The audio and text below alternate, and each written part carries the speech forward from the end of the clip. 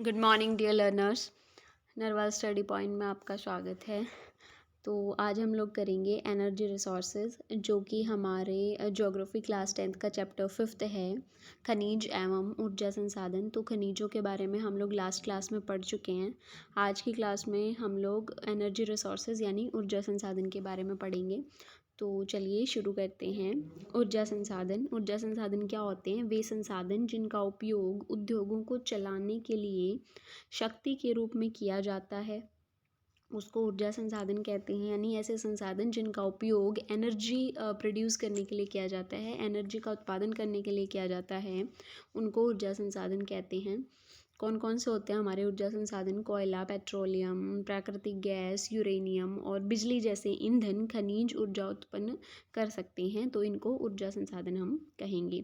ऊर्जा संसाधन को इस प्रकार वर्गीकृत किया जा सकता है, यानी ऊर्जा संसाधन का जो वर्गीकरण है वो दो तरीके से किया गया है: पारंपरिक ऊर्जा संसाधन और गैर पारंपरिक ऊर्जा संसाधन। तो पारंपरिक ऊर्जा संसाधन कौन से होंगे? ऐसे ऊर्जा संसाधन होंगे जो परंपरा है कि अब पिछले टाइम से, यानी काफ़ी समय से जो संसाधनों को ऊर्जा के रूप में प्रयोग करने की परंपरा चली आ रही है, उसको हम लोग ऊर्जा के पारंपरिक संसाधन बोलेंगे। जैसे कि जलावन की लकड़ियाँ, यानी जलाने के लिए, ईंधन के लिए जो लकड़ियाँ हम लोग काटते हैं पेड़ से, वो वाले क्या हैं? हमारे पारंपरिक ऊर्जा संसाधन हैं।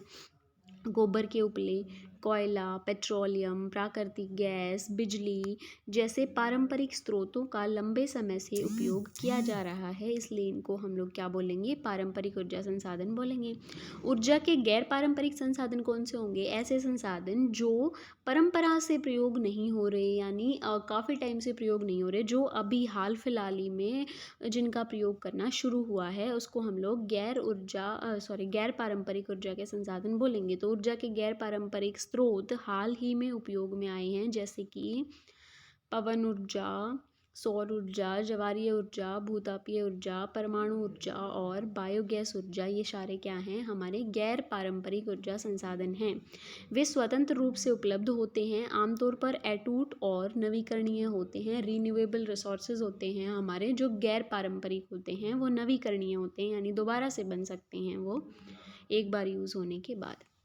अब देखिए, ऊर्जा के जो पारंपरिक स्रोत हमने पढ़े थे, कोयला, पेट्रोलियम, अब हम लोग उनको डिस्क्राइब करेंगे कि कहाँ पर ये पाए जाते हैं, किस तरीके से बने, कितने टाइप के ये पाए जाते हैं। तो कोयले के बारे में सबसे पहले देखते हैं। ये हमारा पारंपरिक ऊर्जा का स्रोत है, यानी काफ़ी टाइम से हम लोग इसको यूज़ कर रहे हैं। कोयला, यह भारत में सबसे प्रचुर मात्रा में उपलब्ध एक जीवाश्म ईंधन है। यह देश की अधिक मात्रा में ऊर्जा ज़रूरतों को पूरा करता है। ऐसा इसलिए है क्योंकि भारत अपनी व्यावसायिक ऊर्जा ज़रूरतों को पूरा करने के लिए कोयले पर अत्यधिक निर्भर है। कोयला एक भारी सामग्री है, यानी वज़न इसका काफ़ी होता है। आकार, अपने वजन के लिए बड़े आकार का, यानी वेट प्लस साइज जो है वो इसका ज़्यादा होता है, तो ये एक भारी सामग्री है जिसका उपयोग करने पर वज़न कम हो जाता है। जो कोयला है, वज़न होता है उसका, एक आकार होता है, एक शेप होती है, लेकिन जब हम लोग उसका प्रयोग कर लेते हैं तो कोयला किसके रूप में बदल जाता है? तो कोयले से राख बन जाती है। तो राख जब बनेगी तो क्या होगा? उसका शेप भी कम होगी और उसका वेट भी कम होगा। यानी कोयले से जब हम लोग कोयले का प्रयोग कर लेते हैं तो जो हमारा वेस्ट बच जाता है, राख जो बन जाती है, वो क्या है? कम वज़नदार होती है। इस प्रकार भारी उद्योग और थर्मल पावर स्टेशन कोल फील्ड्स पर या उसके पास स्थित हैं। अब कोयले का उपयोग कहाँ कहाँ पर हम लोग कोयले का यूज़ करते हैं? कोयले का उपयोग बिजली उत्पादन में किया जाता है, उद्योगों को ऊर्जा की आपूर्ति के लिए किया जाता है और घरेलू ज़रूरतों के लिए इसका प्रयोग किया जा सकता है। कोयले का निर्माण, अब कोयले का निर्माण कैसे हुआ? कोयले का निर्माण लाखों वर्षों में पौधों की सामग्री के संपीड़न से हुआ। संपीड़न क्या होता है? कंप्रेशन से, यानी लाखों वर्ष लगे कोयले को बनने में। और कैसे बना कोयला? पौधों की जो सामग्री थी वो उसका कंप्रेशन हो गया, उससे हमारा ये कोयला बना। पृथ्वी की ऊपरी परतों के दबाव के कारण, यानी कि जो पृथ्वी की अपर मोस्ट लेयर है उसका प्रेशर पड़ा इस जो ये थे हमारे पौधे की सामग्री, इसके ऊपर, जिस वजह से संपीड़न की डिग्री, यानी डिग्री ऑफ कंप्रेशन, और जिस गहराई पर संपीड़न होता है, जितनी डेप्थ में इसका कंप्रेशन हो रहा है, उस वजह से कोयले का निर्माण जो है वो हुआ और अलग अलग प्रकार का कोयला हमें मिला। तो कोयले कितने प्रकार का होता है, कितने प्रकार से हमें कंप्रेशन के बाद कितने टाइप का कोयला मिला वो हैं। सबसे पहले है इसके निर्माण के दौरान संपीड़न की डिग्री, गहराई और दफनाने के आधार पर कोयले की निम्नलिखित किस्में हो सकती हैं। सबसे पहले है पीट कोयला। यह दलदल में पौधे के सड़ने से बनता है। ये कैसा कोयला है? जब दलदल होती है, मार्शी एरियाज होते हैं, वहाँ पर जो पेड़ पौधे हैं वो सड़ जाते हैं, तो उससे क्या बनता है? कोयला बनता है। इसमें कम कार्बन सामग्री और कम ताप क्षमता, उच्च नमी की मात्रा होती है। दूसरा है हमारा लिग्नाइट कोयला। यह निम्न श्रेणी का है, यानी लोअर कैटेगरी का कोयला है। इसका रंग कैसा होता है? भूरा होता है। तो यह निम्न श्रेणी का भूरा कोयला है। यह नरम होता है। इसमें नमी की मात्रा अधिक होती है। इसका उपयोग बिजली उत्पादन के लिए किया जाता है। महत्वपूर्ण लिग्नाइट भंडार कहाँ पर हैं? तमिलनाडु में, नेवेली में। नेक्स्ट हमारा जो है कोयला वो होता है बिटुमिनस कोयला। यह वाणिज्यिक प्रयोग में आने वाला सर्वाधिक लोकप्रिय कोयला है। वाणिज्यिक क्या होता है हमारा? कमर्शियल, यानी कि व्यापारिक। तो व्यापार के लिए जो कोयला प्रयोग किया जाता है वो बिटुमिनस कोयला है। सबसे अधिक लोकप्रिय कोयला है ये। धातु विज्ञान में उपयोग के लिए उच्च ग्रेड बिटुमिनस कोयला आदर्श है। अब धातु विज्ञान क्या होता है? धातु विज्ञान होता है मेटलर्जी। मेटलर्जी या फिर धातु विज्ञान का क्या मतलब है? जब अयस्क से, अयस्क यानी ओर से धातु को अलग करने के लिए जो वैज्ञानिक विधि अपनाई जाती है उसको क्या बोला जाता है? धातु विज्ञान बोला जाता है। यानी जब अयस्क से प्योर मेटल निकाली जाती है उसके लिए जो प्रोसेस यूज़ होती है, जो टेक्निक हम यूज़ करते हैं, जो साइंटिफिक प्रोसेस होती है उसको क्या बोलते हैं? धातु विज्ञान। तो धातु विज्ञान में उपयोग के लिए उच्च ग्रेड का बिटुमिनस कोयला जो है वो आइडियल है। ब्लास्ट फर्नेसेस में लोहे को गलाने के लिए भी इसका विशेष महत्व है। ब्लास्ट फर्नेसेस क्या होती हैं? भट्टी होती हैं। फर्नेसेस यानी भट्टी। तो फर्नेसेस का प्रयोग किसके लिए किया जाता है? पिघलाने के लिए, मेल्टिंग के लिए किया जाता है। तो ब्लास्ट फर्नेसेस में लोहे को गलाने के लिए, मेल्ट करने के लिए इसका विशेष महत्व है।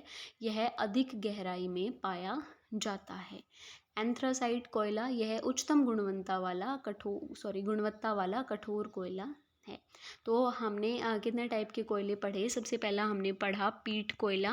पीट कोयला कैसे बनता है? दलदल में बनता है, पौधों के सड़ने से कम कार्बन सामग्री वाला होता है। लिग्नाइट कोयले के बारे में हमने पढ़ा, निम्न श्रेणी का होता है, भूरी रंग का होता है, बिजली उत्पादन के लिए इसका प्रयोग किया जाता है। बिटुमिनस के बारे में हमने पढ़ा कि जो बिटुमिनस कोयला है वो कमर्शियल यूज़ के लिए प्रयोग किया जाता है और मेटलर्जी में इसका प्रयोग किया जाता है, यानी धातु विज्ञान में, और ब्लास्ट फर्नेसेस में भी बिटुमिनस का प्रयोग किया जाता है। ये सबसे अधिक गहराई में पाया जाने वाला कोयला है। एंथ्रासाइट जो है वो उच्चतम गुणवत्ता वाला कठोर कोयला होता है। तो भाई अभी हमने पढ़ लिया कि कितने टाइप के कोयले होते हैं, कोयला कैसे बना और ये किस तरीके से ऊर्जा का हमारे लिए एक संसाधन है। तो अब हम लोग देखेंगे कि जो कोयला है वो कहाँ कहाँ पर पाया जाता है। भारत में कोयले की उपलब्धता। भारत में कोयला दो मुख्य भूवैज्ञानिक युगों की शैल श्रृंखला में पाया जाता है। सबसे पहले है गोंडवाना कोयला। गोंडवाना कोयला जो है वो 200 मिलियन साल पहले बना था। इस प्रकार के कोयले का उपयोग धातु विज्ञान में किया जाता है, यानी वही मेटलर्जी में किया जाता है। मेटलर्जी क्या थी? धातु विज्ञान क्या था? अयस्क से जो धातु है, प्योर मेटल है, उसको अलग करने के लिए जो विधि अपनाई जाती है उसको क्या बोलते हैं? धातु विज्ञान। तो धातु विज्ञान के लिए इसका प्रयोग किया जाता है। गोंडवाना कोयले के प्रमुख स्रोत दामोदर घाटी हैं। कोयले के भंडार गोदावरी, महानदी, सोन और वर्धा घाटियों में भी पाए जाते हैं। सेकंड है हमारा तृतीय कोयला या फिर टर्शरी कोल। ये क्या है? 5.5 करोड़ साल पहले बना था। इस प्रकार का कोयला उत्तर पूर्वी राज्यों जैसे मेघालय, असम, अरुणाचल प्रदेश और नागालैंड में पाया जाता है। तो कोयले की उपलब्धता के बारे में हमने जाना कि 2 जगह पर पाया जाता है, गोंडवाना हिल्स में और टर्शरी कोल। नेक्स्ट हमारा जो ऊर्जा का संसाधन है जो पारंपरिक है वो है पेट्रोलियम। पेट्रोलियम को क्या लिक्विड गोल्ड भी बोला जाता है। अगर आपसे पूछा जाए लिक्विड गोल्ड किसको बोलते हैं तो पेट्रोलियम को बोला जाता है। इसको मिनरल ऑयल या फिर लिक्विड गोल्ड के नाम से जाना जाता है। यह कोयले के बाद भारत में उपयोग किया जाने वाला दूसरा सबसे बड़ा ऊर्जा का स्रोत है। भट्टी के तेल, डीजल, पेट्रोल, मिट्टी के तेल आदि जैसे विभिन्न उत्पादों में शोधन के बाद, यानी कि पेट्रोलियम से ही रिफाइन करके क्या बनाया जाता है? डीजल, पेट्रोलियम, मिट्टी का तेल वगैरह। इसका उपयोग ईंधन के रूप में किया जाता है। पेट्रोलियम रिफाइनरियाँ सिंथेटिक कपड़ा, उर्वरक, रासायनिक उद्योग, स्नेहक और ईंधन के लिए कच्चा माल उपलब्ध कराती हैं, जिसके कारण से नोडल उद्योग कहा जाता है। यानी अगर आपसे पूछा जाए नोडल उद्योग क्या होता है, तो नोडल उद्योग उसको बोलते हैं जब पेट्रोलियम को रिफाइन करने के बाद जो कच्चा माल हमें मिलता है, कौन कौन सी इंडस्ट्री के लिए, कपड़ा उद्योग के लिए, उर्वरकों के लिए, रासायनिक उद्योग के लिए और ईंधन के लिए जो कच्चा माल हमें मिलता है उसको क्या बोला जाता है, नोडल उद्योग। तो नोडल उद्योग क्या हुआ है, ऐसा उद्योग जिसमें पेट्रोलियम को रिफाइन करके इन सभी इंडस्ट्रीज़ के लिए रॉ मटेरियल हमें मिलता है, उसको नोडल उद्योग बोलते हैं। भारत का लगभग 63% पेट्रोलियम उत्पादन मुंबई हाई में, 18% गुजरात में और 16% असम में होता है। नेक्स्ट हमारा जो एनर्जी रिसोर्स है जो पारंपरिक है वो है थर्ड, प्राकृतिक गैस। यह एक स्वच्छ ऊर्जा संसाधन है। नेचुरल गैस इसको बोला जाता है। स्वच्छ क्यों है, क्योंकि इसको जलाने के बाद बहुत कम कार्बन और प्रदूषक छोड़ता है। जब हम लोग नेचुरल गैस या फिर प्राकृतिक गैस का कंजप्शन करते हैं, इसको यूज़ करते हैं, तो यह बहुत ही कम मात्रा में कार्बन और प्रदूषक यानी पोल्यूटेंट्स छोड़ता है। यह पेट्रोलियम के साथ उसके बिना पाया जाता है, यानी पेट्रोलियम के साथ में मिल सकता है और हमें उसके बिना भी मिल सकता है। कोयला और पेट्रोलियम उत्पादों की तुलना में यह हानिकारक गैसों और अन्य प्रदूषकों की बहुत कम उत्सर्जन के साथ जलता है। उत्सर्जन यानी एमिशन, जब इसको जलाया जाता है तो इन हानिकारक गैसों का एमिशन नहीं होता। कहाँ पर प्राकृतिक गैस का उपयोग होता है, यानी प्राकृतिक गैस का प्रयोग हम कहाँ कहाँ पर करते हैं। इसका उपयोग ऊर्जा के स्रोत के साथ साथ पेट्रोकेमिकल उद्योग में एक उद्योगपति सामग्री के रूप में किया जाता है। प्राकृतिक गैस का उपयोग मुख्य रूप से उर्वरक और बिजली उद्योगों में किया जाता है, यानी प्राकृतिक गैस का उपयोग उर्वरक के लिए और बिजली उद्योगों में किया जाता है। तरल ईंधन को बदलने के लिए वाहन में जो लिक्विड हम लोग यूज़ करते थे, डीजल, पेट्रोलियम, तो तरल ईंधन उसको बोला जाता है। तो तरल ईंधन को बदलने के लिए वाहनों में अभी सीएनजी का प्रयोग जो है वो बढ़ गया है। सीएनजी क्या है, कॉम्प्रेस्ड नेचुरल गैस, तो ये भी क्या है, एक नेचुरल गैस है। तो सीएनजी का इस्तेमाल बढ़ गया है। तो हमने देखा कि हम लोग प्राकृतिक गैस का उपयोग कहाँ कहाँ पर कर सकते हैं।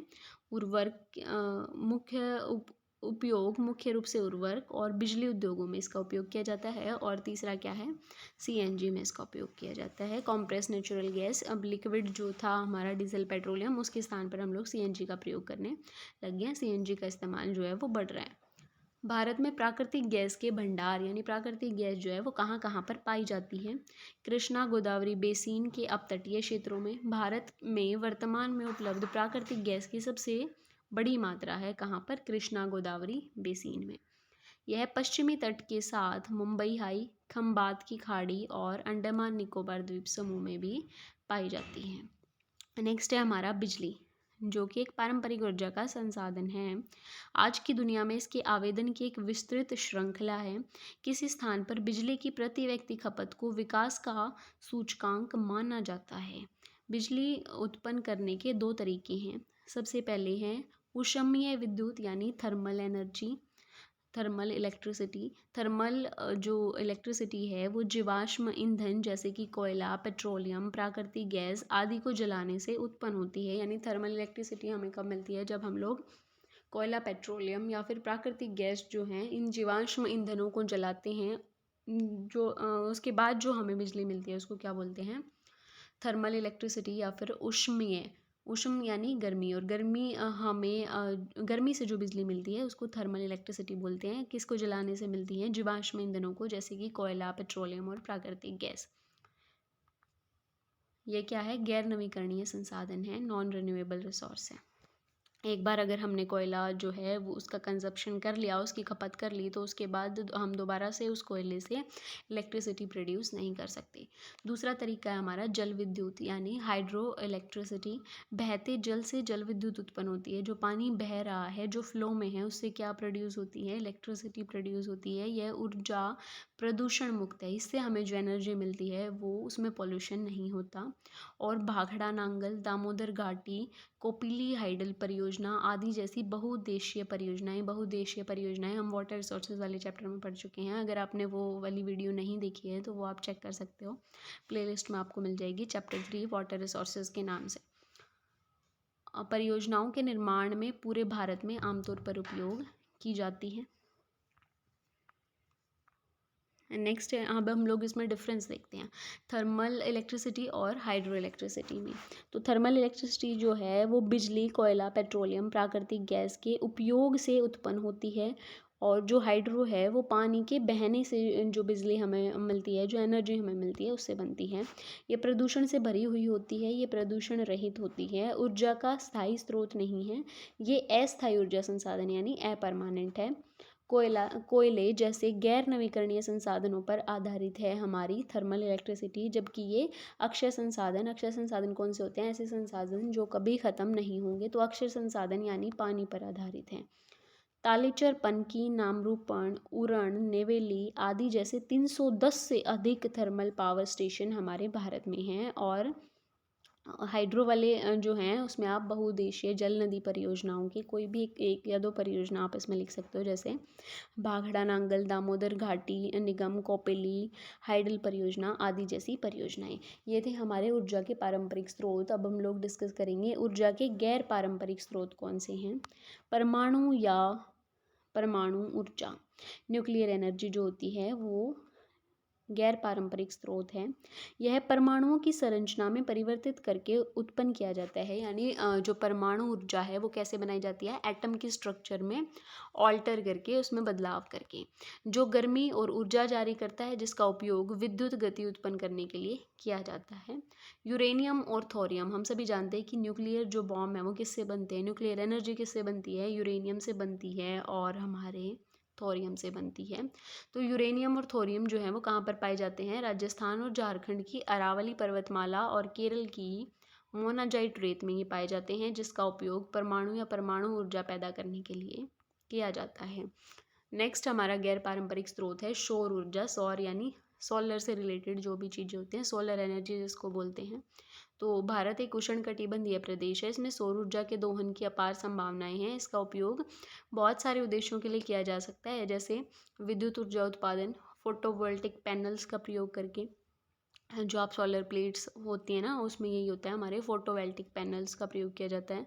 और हीटिंग उद्देश्यों के लिए भी हम लोग सोलर एनर्जी का प्रयोग कर सकते हैं। यह तेज़ी से ग्रामीण और दूरस्थ स्थानों में ईंधन के स्रोत के रूप में उभर रहा है, जिससे जलाऊ लकड़ी और उपलों पर उनकी निर्भरता कम हो रही है।